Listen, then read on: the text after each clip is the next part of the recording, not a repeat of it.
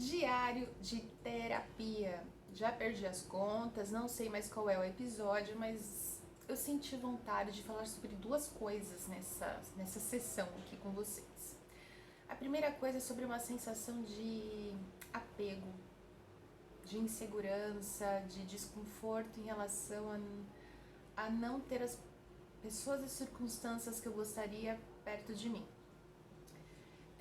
E esse gatilho, ele apareceu durante a semana quando uma situação bem ridícula, tá, gente? Também sou professora e tinha um aluno na minha turminha remota, né, que a gente tá dando aula à distância, e ele, menino super participativo, super fofinho, etc, aquela coisa. E aí ele teve que ser transferido para outra turma. E ok, né, gente? Ok, as coisas são assim, né? Mas quando eu fui comunicada que ele precisava ser transferido, me bateu um apeguinho, sabe aquela sensação do tipo, ai, mano, vou perder aquela pessoa, né? Eu não queria perder ele, eu queria que ele ficasse aqui, queria que ele continuasse aqui. E acho que foi recíproco, né? Porque a mãe também me mandou uma mensagem, a gente conversou e né, um se apoiou ali, né? Também gostei de você, espero que você seja feliz a partir desse momento e tal. Mas é tão difícil a gente fazer isso em outras circunstâncias, não é? Quando a gente já tem um envolvimento afetivo muito profundo. E eu digo isso porque eu sou, de fato, uma pessoa muito sensível e eu me jogo de verdade nos relacionamentos, me jogo. E isso talvez assuste algumas pessoas. Não sei se assusta ou se agrada, mas para aquelas pessoas que têm os seus receios, que têm os seus medos de aprofundamento afetivo, talvez assuste sim. Então, eu sempre vivo as paixões, os relacionamentos de forma muito intensa, inclusive as amizades. Então, durante um bom tempo, eu fui extremamente ciumenta, extremamente mesmo, possessiva, ciumenta de dar chilique, sabe? Não de chutar barraca na feira, mas de nitidamente o meu corpo todo trancar e na hora surgir a agressividade ali, como se fosse num combate, uma competição entre fêmeas que lutam pelo seu macho.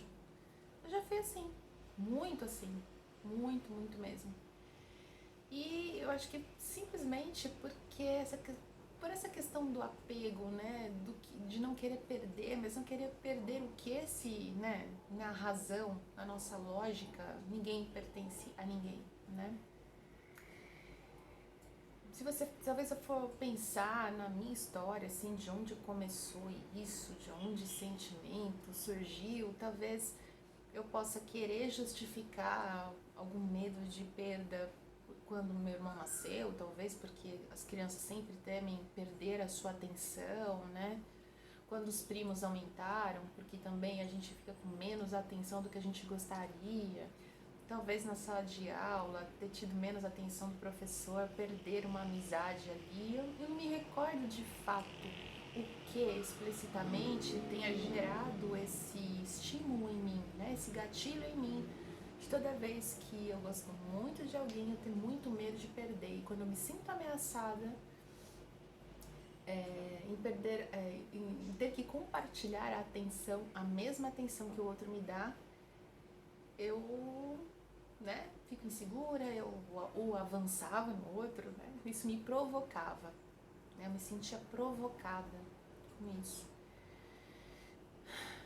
Gente, não sei se vocês já sentiram isso, mas eu senti muitas vezes. E aí assistindo também ao Big Brother, né? Porque eu sou aquela que assiste reality show mesmo. Eu me vi em várias situações ali, sabe? Aquela vergonha alheia. Bom, a minha primeira vergonha alheia ali foi me colocando no lugar da Thaís e do Fiuk. Se você não assiste o programa, vai dar uma pesquisadinha para você entender um pouco mais. Eu já tive uma relação bem parecida com isso, com um cara introspectivo, né, aparentemente racional, aquele cara, seu amigo, seu brother, que topa viver um relacionamento né? Como é que fala? Uma amizade colorida, que aparentemente é maduro para isso, mas imaturo para entender a complexidade do que é o relacionamento. E já fui a Thaís, aquela pessoa que finge que tá topando uma coisa livre, liberta, que não quer se apegar, que tá tudo bem, mas que não larga do osso, que ali fica tentando acreditar inconscientemente que aquele cara que diz que é desapegado, que não quer nada, na verdade está se justificando para não assumir o quanto está interessado em você. É complexo isso, né? Mas eu me vi ali, uma menina tentando convencer o outro que ele está apaixonado por ela quando ele não está. E talvez nunca esteja, nunca vai estar. E ela tentando mentir para si mesma de que ela tá tudo bem, que ela não está apegada.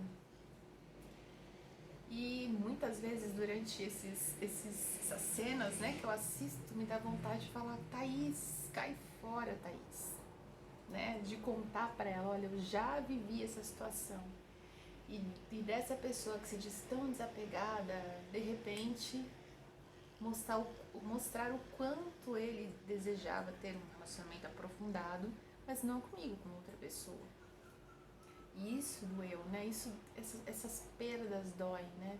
Mas são perdas da nossa expectativa, não é? Das nossas frustrações, que são monstros criados por nós, né? Como diria Será, né, da Legião Urbana, nos perderemos entre monstros da nossa própria criação. Então, são monstros que nasceram porque eu os alimentei, eu criei expectativas, eu vi naquela pessoa o príncipe que ele nunca será, né? Que ele nunca seria. Também me vi ali numa relação que não existe ainda, mas que poderia existir se a circunstância não fosse um jogo, né? Que é o Rodolfo com a Juliette. Porque eu sou meio Juliette, sabe? Sou meio entrona, gosto de falar, já chego chegando, gosto de ocupar o meu espaço, gosto de defender o meu território, mas eu sou extremamente amorosa e afetiva como ela, então eu tenho uma relação com os outros muito empática, da mesma maneira que ela. E ela tem ali um interesse que ela diz que não tem, né? Brinca que tem, mas depois recua, né? Pra não ficar tão... talvez pra não levar um fora público verdadeiro, né? Com medo de ser rejeitada. E aí ela brinca com o Rodolfo de um possível relacionamento. Nitidamente dá pra perceber que ele tem um interesse sim por ela, mas que o jogo ali, por ter pessoas que a enxergam de um jeito enviesado e que construíram para ele também uma imagem enviesada dela, ele não foge, não sai de cima, entende? E eu já passei por isso também em relacionamentos onde eu achei que aquilo estava se construindo e que aquilo poderia se dar, mas a interferência do olhar externo, do julgamento dos outros em relação a quem eu era, quem eu sou, do que seria aquilo, e da relação dos amigos próximos, de não perder aquela figura, né, importante naquele grupo, para alicerçar aquele grupo, acabou melando a situação e até gerando conflitos desnecessários, assim, porque simplesmente não foi aberto um espaço real para conhecer, para flertar, para se relacionar, né? É claro que ali o jogo é muito complexo, né? É diferente, Cláudio, da minha experiência, da sua experiência, né? Mas quando a gente observa, por exemplo, o ciúme da Sarah em relação a ela e o amigo dele, né, o Caio, sempre distorcendo, sempre colocando ela como uma figura perigosa, não confiável, espalhafatosa, colocando todas as... criticando, né, enviesando essa visão para ele, com certeza acaba impedindo que aquilo fluísse, né, que o relacionamento pudesse fluir ali de uma forma natural, porque poderia acontecer, por que não? né? Os dois são bem parecidos, inclusive, nos jeitos de falar, cada um tem o seu sotaque muito próprio, cada um tem sua cultura familiar muito própria. Eles têm muitas similaridades, mas nitidamente aquele relacionamento não vai acontecer ali por conta dessa influência externa, né? Já fui também um pouco Carla e com Arthur, tentando evitar o inevitável, já sabendo que a relação não estava boa, estava uma porcaria, querendo sustentar aquilo, ou aceitar um tipo de pessoa que não dialoga com o meu universo, com a minha essência, que não está equiparado, né, emocionalmente, né, de forma, falando da nossa maturidade. E por quê?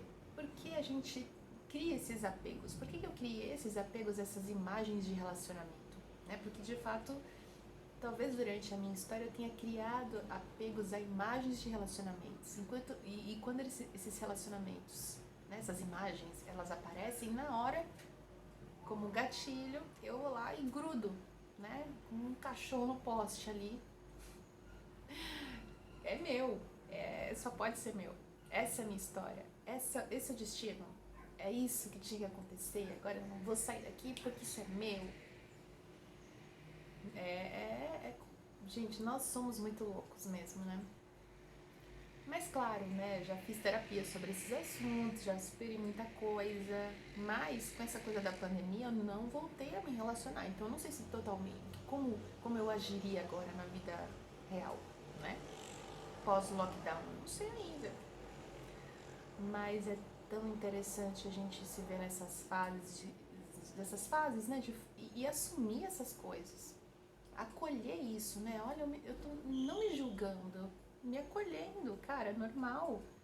Você já se colocou assim, você já viveu desse jeito, você já se pôs assim em relação ao outro de forma equivocada. E tá tudo bem. Você também? Você já se colocou assim de forma equivocada dentro de um relacionamento? Quem você foi? Se você estivesse lá no Big Brother, quem você seria? Ou não seria ninguém, você foi outra pessoa de um filme, por exemplo, de uma novela. Quem é o arquétipo, né? Qual foi o arquétipo que você vestiu em determinados relacionamentos? Ele te fez bem, esse arquétipo? Essa postura, ela te trouxe maturidade, ela te trouxe aprendizado? Ou ela só reforçou ali, isso mesmo, faz assim mesmo, rejeita assim mesmo?